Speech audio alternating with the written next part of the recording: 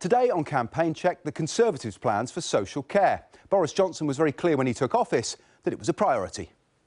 We will fix the crisis in social care once and for all with a clear plan we have prepared to give every older person the dignity and security they deserve.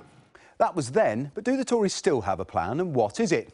Well, not according to their manifesto, which only commits to seek cross-party support for an unspecified plan that would mean no one has to sell their home to pay for care.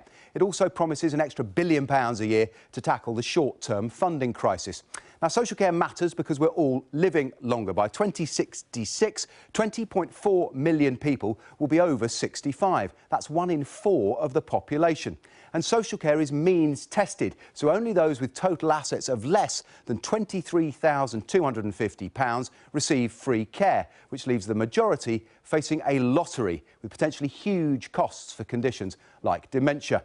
And in the last 20 years, more than 330,000 people have had to sell their homes to pay for care.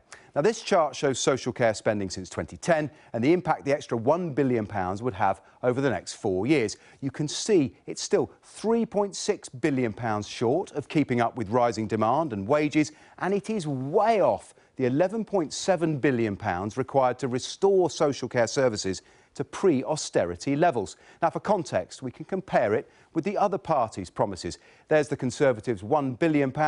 This is the Liberal Democrats promising £2.9 billion. But even Labour's offer of £11.1 billion isn't enough to drag standards back to 2010 levels. Now, the central point the Conservative manifesto avoids is that if homeowners are to be protected, then somebody else has got to pay. Boris Johnson has ruled out raising income tax, so one option might be compulsory social insurance. That's effectively a new tax. You could impose a cap on how much people would have to pay, or national insurance could be extended to pension income. But all of these involve difficult choices. And the Conservatives remember well how Theresa May's election campaign was derailed by this issue. There is no cheap, simple answer.